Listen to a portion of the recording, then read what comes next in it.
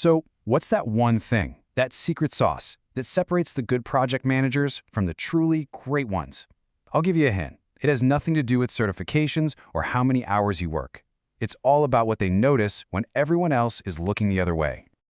Okay, be honest. Does this sound familiar? You're constantly jumping from one fire to the next.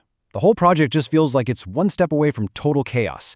It's super stressful, and honestly, it's a reality for so many PMs. But here's the thing. What if I told you the best PMs, they just rarely seem to get burnt? And this right here, this is the core difference.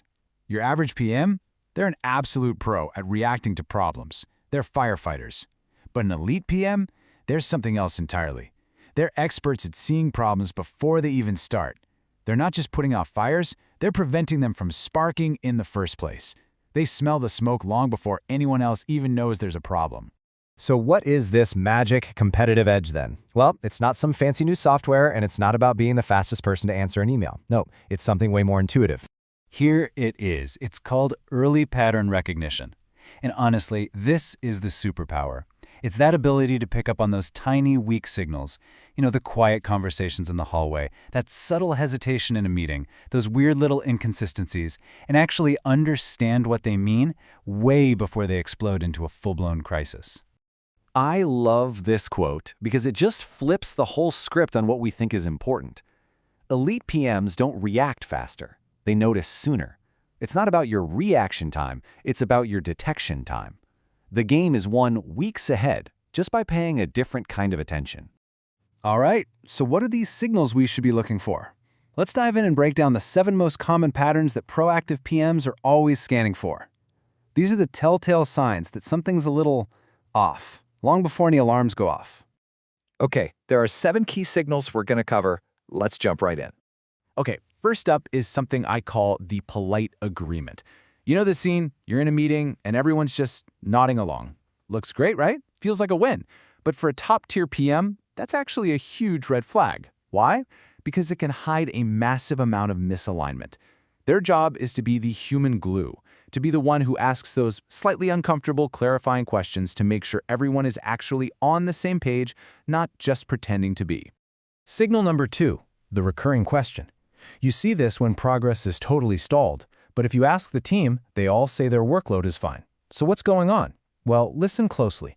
Are you hearing the same question being asked over and over again, maybe just phrased a little differently each time? That is a blaring signal. It's not a capacity problem. It's a critical communication breakdown. Something fundamental is just not landing. All right, signal number 3, the busy calendar. Oh, this one's sneaky. Everyone's schedules is packed. Back-to-back meetings, emails are flying. It looks so productive, doesn't it? But elite PMs, they know that activity and progress are 2 very different things. They're obsessed with outcomes, not just the volume of work. They're constantly asking, is all this busyness actually moving the needle? Or are we just spinning our wheels and creating the illusion of progress? And this right here, this is a perfect illustration of our 4th signal, the downplayed threat. You've heard it before. A team member casually says, "Oh, don't worry, it's just a minor risk." For an elite PM, that's when their ears perk up. Research shows these little micro signals are often the very first sign of a huge crack forming in the project. And get this, they can be spotted 4 to 6 weeks before they cause a massive failure. That's a huge head start. Signal number 5 is something we all see every day, the crowded CC line. You know that email thread about a problem, and there are like a dozen people copied on it, but absolutely no one is making a decision? That's not collaboration, my friends. That is an ownership gap. When everyone is looped in, it usually means no one person feels accountable. And that is a structural flaw just waiting to become a major bottleneck. Okay, signal number 6, the rise of urgent. All of a sudden, every single task, every request is marked urgent. It's easy to mistake this for a high-performing, fast-moving team, but it's not.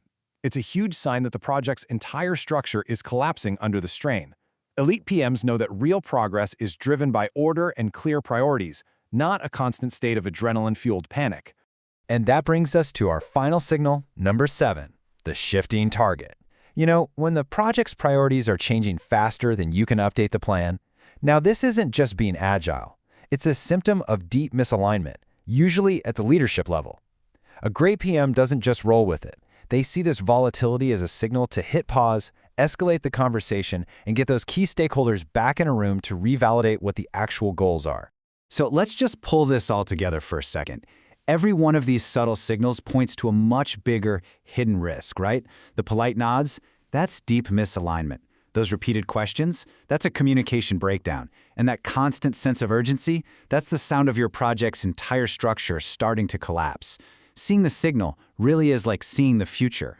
And when you start to actually see these patterns, your whole role changes. It fundamentally transforms. You stop being just a reactive problem solver and you become a predictive leader. You're not just reacting to what's already happened, you're actively shaping what happens next. And this is exactly how it all connects. It's a total domino effect. Think about it. That unnoticed misalignment, it leads to confusion, which then leads to a ton of rework. Those ownership gaps, they turn into major delays. And those delays put so much stress on the system that cracks start to appear. Until, bam, the entire plan just buckles under the pressure. And it all started with that one tiny weak signal that nobody noticed. So here it is, the big takeaway. The real competitive edge for a project manager today isn't on a Gantt chart or in some software. It's about managing signals. It's about having that sharp situational awareness to see the project starting to drift long before it turns into a freefall. So that leaves us with one last thing to think about. After hearing all this, what's the one weak signal your project is sending you right now? And maybe more importantly, what are you going to do about it?